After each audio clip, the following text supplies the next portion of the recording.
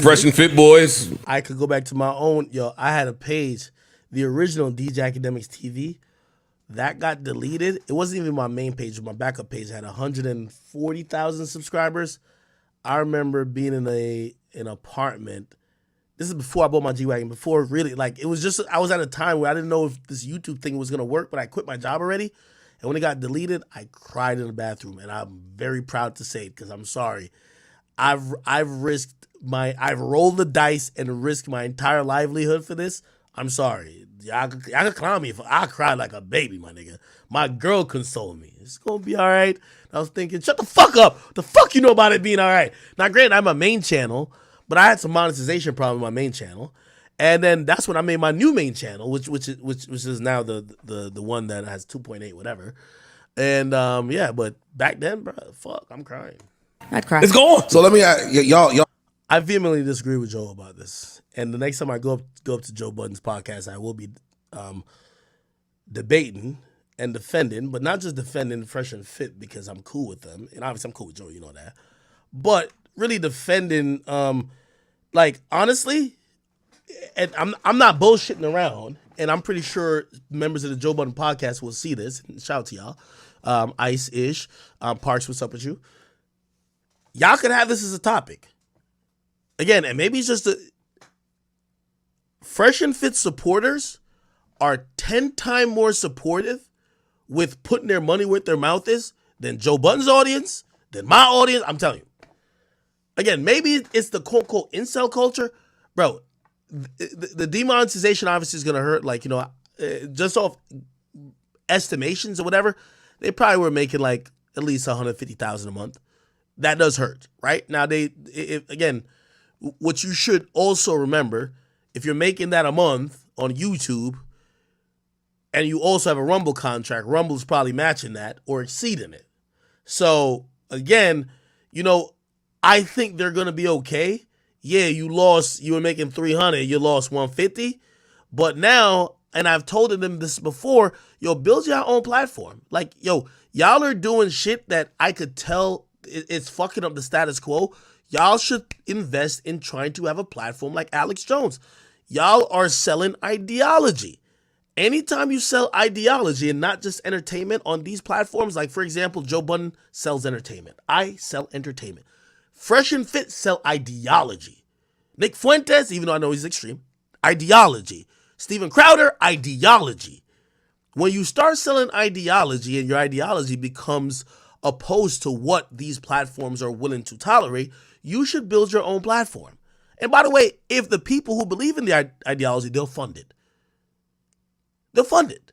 So I do think Fresh and Fit, they're going to be fine. Bro, like, they changed up a couple of methods. They're getting mad super chats now. Even more, because now people are really, you know, like, again, it's like the Trump thing. Like, Trump gets banned off YouTube, this and third, and people support it more. People are actually supporting Fresh and Fit more. They're donating more now. So again, yes, they did lose like that YouTube monetization, but like their audience is definitely mobilizing. And this is why when you do content that's selling ideology or you're pushing extreme, I won't say it was extreme type of, you know, I won't say it's radical, but still extreme. You should be able to know that YouTube likes the middle. They're a little bit left leaning, but they like the middle. You could go a little right, but not too much. They don't want radical shit. But if you're ever going to do radical shit, not saying you can't, be prepared as you grow to get off of YouTube. And when you get off of YouTube, you should follow the Alex Jones model. Direct to consumer, have people directly communicate to you by subscriptions, buying your merch. Do not use any other platform, whether it's YouTube or any other thing that could be in the way of you and your audience, because you have now sold this audience. They'll never leave you. I watched Fresh and Fit, what was it, last night? Like, they still had 12,000 people watching them. Yeah, they're not getting monetized on YouTube, but they had 12,000 people watching on YouTube. So what do you think that those people, like, again, their audience spends money. Their audience will put down $1,000 to come to a party or whatever. So I think they should, you know, build a platform.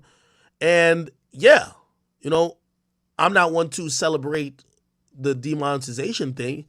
Obviously, number one is my friends. Number two, as much as you laugh at them, it's not the end of them. I think it's the end of many other platforms quicker than them if they were demonetized, because many platforms do rely solely on YouTube income, right? And by the way, and this is testament to, right? And this is why I want to debate this next time I get up there. This is testament when they were like, yo, why go to Rumble? Well, if I'm at Rumble, I have a place that's not going to demonetize me, that I'm going to get paid for, and I could be a little bit more free and engage with my audience how I want to. So again, when I was up there and they were talking about why Rumble, me and Rumble, we have a great, amazing relationship. Shout out to all the people watching on Rumble right now. I stream on Rumble. I do stream on other platforms as well. But essentially, Rumble is a home base. Shit, at any given time, Twitch could be like, yo, we getting this nigga off of here. It is what it is. I've been a proponent of streaming on every available platform. You know what I mean? Like, with the exception of my podcast, that has only been restricted to one platform for the majority of it. I'm now in the mindset that you need to use every platform to get every single ear. Anyway, let me keep going. Are you going to tell them now to go the ad route? Watch Myron's response. I'll watch it. I'm not telling any smart. If Joe removed like the judgment of the content and go just straight to business model, he would realize that a lot of what he believes in is not different from what Fresh and Fit has done. Like, Joe doesn't tout that he's making a bag from his, and by the way, Fresh and Fit gets way more views than him, so Fresh and Fit would have gotten more money off of YouTube than him. But what does Fresh and Fit, what have they created? It's not just YouTube revenue. Joe Budden has a lucrative Patreon, direct to consumer. Fresh and Fit has a lucrative direct to consumer business as well. So again, obviously the content they don't agree with, and I'm not here to defend Fresh and Fit content or even hype it up or whatever. I'm just talking about platform and creator. Joe and Fresh and Fit, I do think they have some synergy there, right? I'm going to look for Myron's responses. I keep playing this. If YouTube left, got me my notoriety. Well, I think Joe's made a great point. Around the time when I gave the advice to Fresh and Fit was around the time that, Andrew Tate was being deplatformed, and I was trying to tell him, like, there's a growing consensus among people that the content you guys are making are too extreme, and they want it demonetized. And I said, Andrew Tate fallen, he was just the guy who he was trying to become brighter than the sun, right? And he fell, but he fell that gave y'all cushion to probably kind of pivot, because after he's out, the square target's going to be on your back. After Tate, it was only going to be a Fresh and Fit. Now, I'm going to be honest with you. So,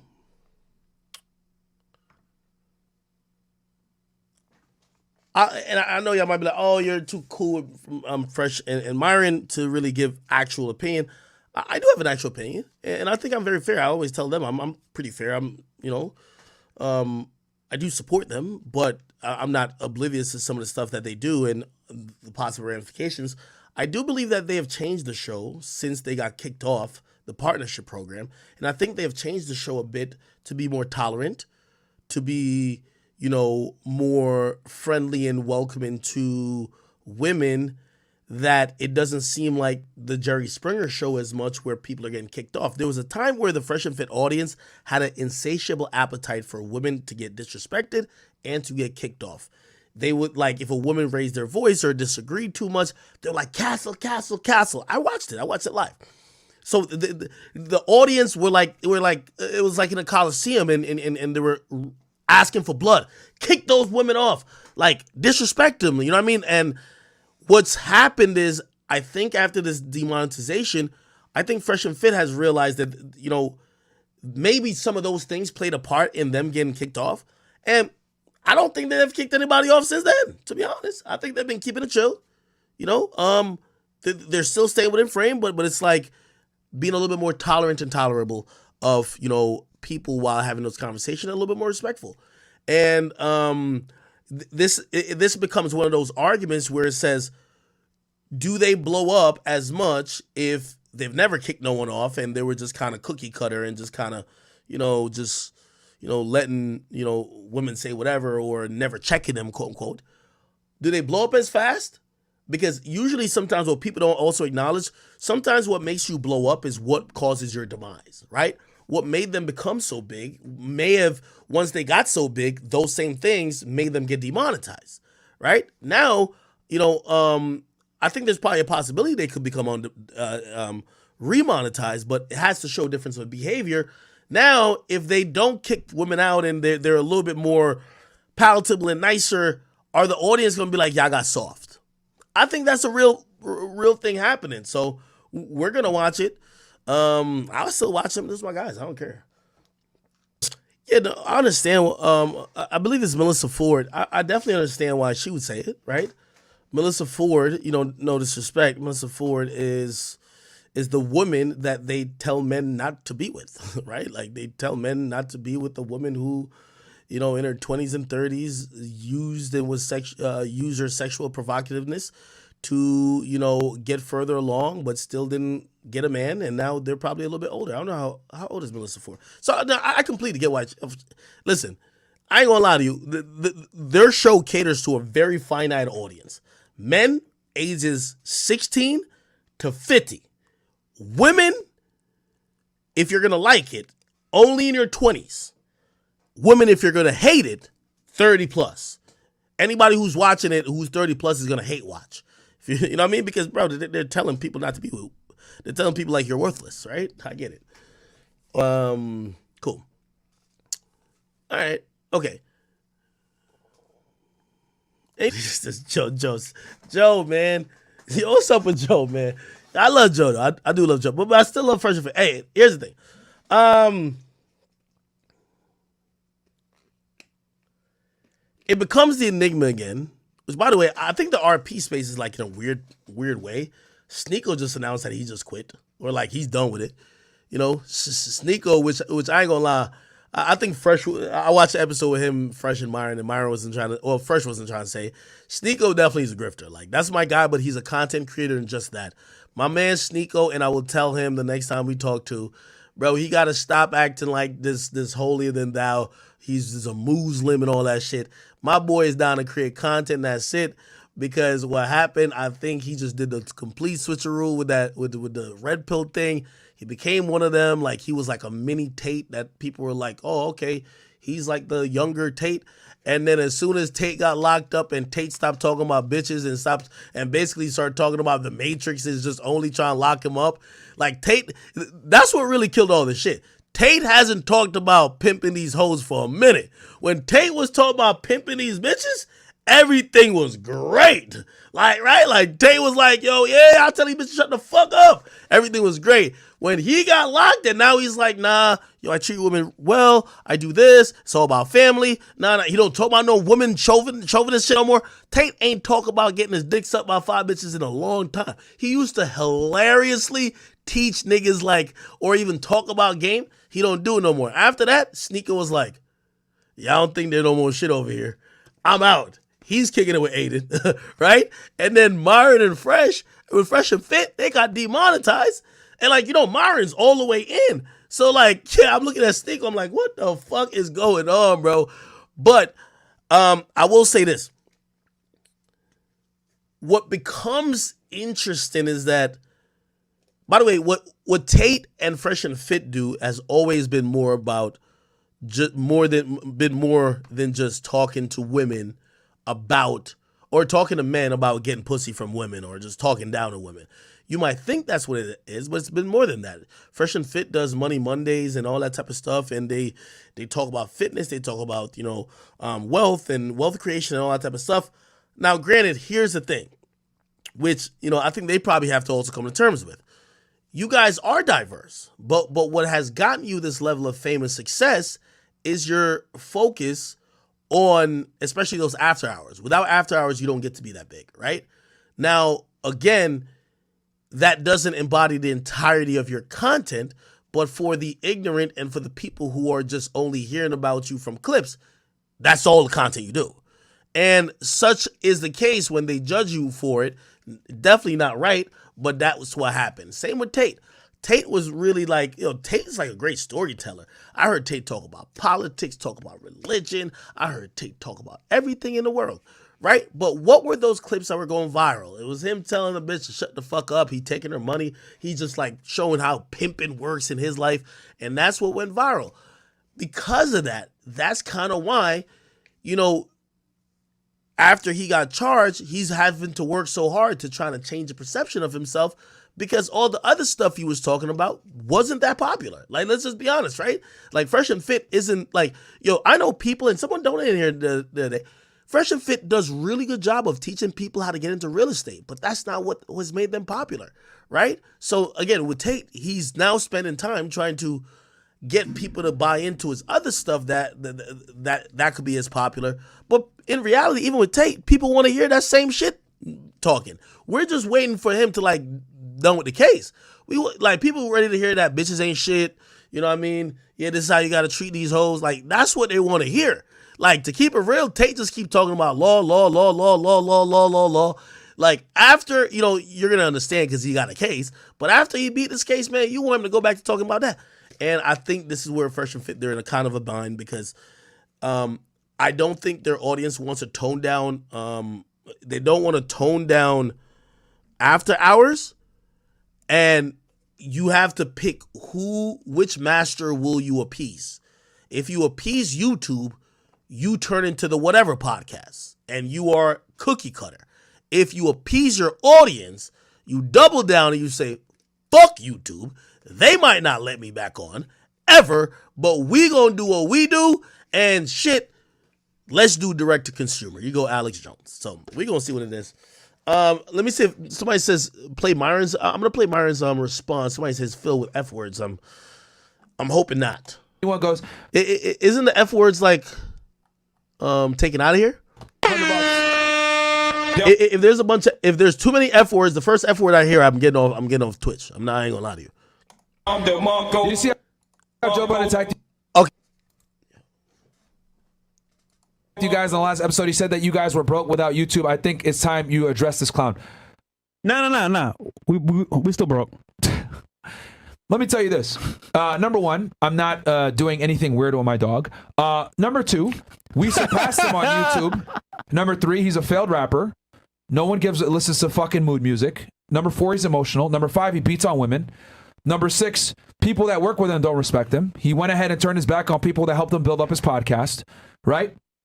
At the end of the day, bro, Joe, you can say whatever you want to say, bro.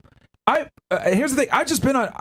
I probably have a similar or close to net worth as him, and I've been in the game for only 3 years. I invested my money in real estate, bro. That's appreciating. I don't know if you did. I don't know what the fuck you doing, but at the end of the day, bro, like I said before, haters gonna hate. His music sucks. Okay, to be fair, Myron is really good at real estate. Whatever money you've thought they have made, like let's say you think he's made $3 million from YouTube. He's probably 2.5x'd it by some of the really smart decisions he's made. Trust me. Like he's one of those guys, doesn't like, let me tell you this. Anytime, like he moves like a white man. He moves like, I just can't say, you know what I'm talking about.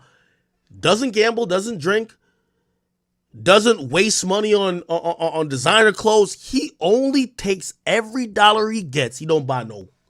Well, he has a watch, but it's appreciating value. He doesn't buy nothing that doesn't appreciate. He don't buy luxury cars. He don't buy nothing. He does the fucking show in the studio. Trust me, if Myron made $3 million, his net worth is probably like close to 7 or 8 right now. 100%. And I'm just throwing out those numbers. Like, I think they made more money than that. Way more. I'm just being honest. The nigga's really smart with money. One of the few people I think he's even smarter with money than me. Yeah. He don't spend on shit, honestly. He turned his back on the people that built him up in the first place. No loyalty, no fucking respect. And dude, look at his views on YouTube. They're trash. No one watches this nigga, bro. Literally no one watches him. Like, what the fuck? We've been on YouTube. Only thing I got to stop and I got to be fair all around. Joe Budden has cultural impact, and that's not indicative sometimes in views. But when Joe does say something, the reverberations matter more than the view count matters. I'll say that. So for 3 years that we absolutely eclipsed the Joe Budden Network. And listen, in Joe. every way. Listen, Joe. How the fuck do you help men, Joe? Like, honestly, real talk. What do? You gossip and talk about music all day. How are you helping men? How are you creating an impact? Real talk. How are you? He helps himself. You got two random dudes, a former Fed and some dude from Barbados, surpassed you in relevance, in helping men, saving more lives. We slapped you on YouTube. You've been on this shit for a decade plus. Dude, we're a household name. What are you, bro? The fuck is a lame old nigga. And added to that as well, bro. You talking about our business, bro? You have no idea what we do behind the scenes. So, she don't say that. Nigga said we don't got nothing without YouTube. Like, yeah, bro. Nigga, we like I said, we're on other platforms. We invested our money. Like, what the fuck? Like, I can say this, Joe. At least I don't hit women, bro. On camera, too. You an L, You bro. a woman beater, bro. Nigga, you beat women. Wow. Like, that's an L automatically. You want to sit there and say, y'all are misogynists and assholes. Nigga, I've never once raised my hand and attacked a woman. So you're an L automatically. I don't give a fuck what you say. Yo. You can sit there. At least we say what it really is and we tell guys the truth about women. You literally beat women. Get the fuck out Joe of here. is a low-value man. Men that hit women are low-value like you, bro. Yo, Joe Budden women. Yeah, bro, like this nigga out here, but headbutting women. This nigga, man, yo, slapping bitches, trying to tell us what the fuck it is. Like, he's just all he does is virtue signal to women because he knows he's a piece of shit. Yeah, he has to. He has to. You literally have to be a bitch to women because you know for a fact you fucking assault them, you beat them, you sexually harass the women that work for you. Like, nigga, what the fuck? Yeah, and she quit because you were harassing her, bro. Because you're a weirdo, you're a perv, bro. You're like legit. I understand doing shit with your dog. Desire for women, but bro, bestiality with dogs, hitting women, like you're all around. You're an L all around, bro. And I would be happy to tell you that shit to your face. Actually, chat. We're getting off YouTube. Everybody come to Rumble. Everybody come to Rumble. Bring it all in, man. We're bringing it to Rumble. Everybody at Rumble. Let's get it, man. We're going to finish the rest of this video on Rumble. I got 2 more topics after that. Shit, I really gave y'all 5 hours today, man. I'm really putting in work today, man. But I appreciate y'all. I love y'all. Okay, so if you're watching this, go to rumble.com/academics. I will see you all on there now, okay? All right, let me get off of that. YouTube, see you at Rumble. There we go. Perfect. Back at it. Phase 2. The fuck out of here, man. These fucking hating ass dudes, they're jealous, bro. You're kissing me ashamed of you, bro. We never said anything about you negative. This motherfucker's been talking shit about us for fucking years, bro. Yeah. Talking shit about us. Fuck you, man. Real talk, and I'd say that shit to your fucking face too. Fuck you, man. We're on Rumble. I'll say what the fuck I want to say. Facts. Fucking angry because 2 guys that just started podcasting literally lapped you in every regard. We've saved more men than you have. We've created more impact than you have. You're a fucking loser. You've been talking shit for fucking years and we bit our tongue. But you know what? We're on Rumble. I can say this shit. Fuck you, man. Real talk. You beat on women and used to try to sit here and virtual signal. How about you say that shit to my fucking face and I'll beat the fuck out of you. Come on, do it. I'd beat the fuck out of here. You want to beat on women and try to virtual signal us? Fuck out of here, nigga. Now, Myron, if you were a girl, he'll fight you. Yeah, he probably would. This guy's been talking. I'll say this and I'll add this. I think with Myron, you gotta understand, at least appreciate Myron's passion because, bro, I ain't gonna lie. He puts his all in his platform and he puts his all into it. Whether you disagree or agree with his approach or the content, he's putting his all into it. And the reason why he's reacting to it after you put your all into something and you see other people like attacking it, it feels like they're attacking you. They're attacking everything you stand for. So you can see why he's upset.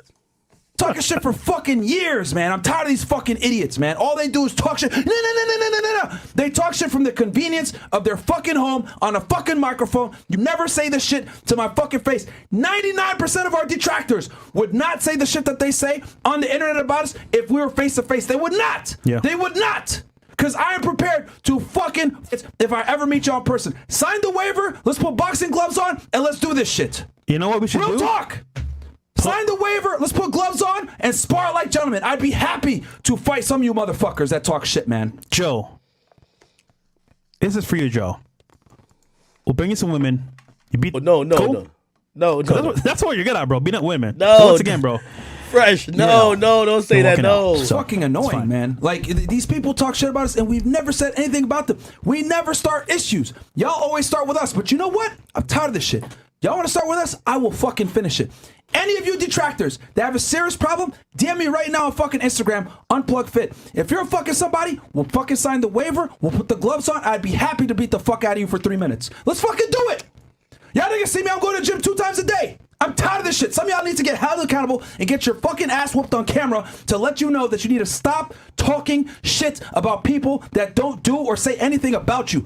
You guys started, I will fucking finish it. I'm tired of this shit. God damn, man.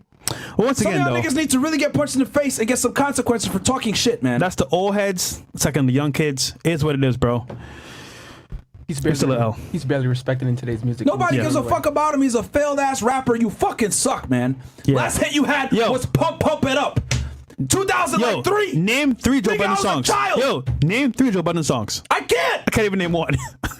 Nigga, pump it up. You out here punching fucking girls to his music. punch it up. Yeah, man. What the hell's wrong with you, bro? Music or your sorry ass mixtapes, man. Nigga. From that era, people were listening to Banks, Joel Santana, Diplomats. All right, holy. Man.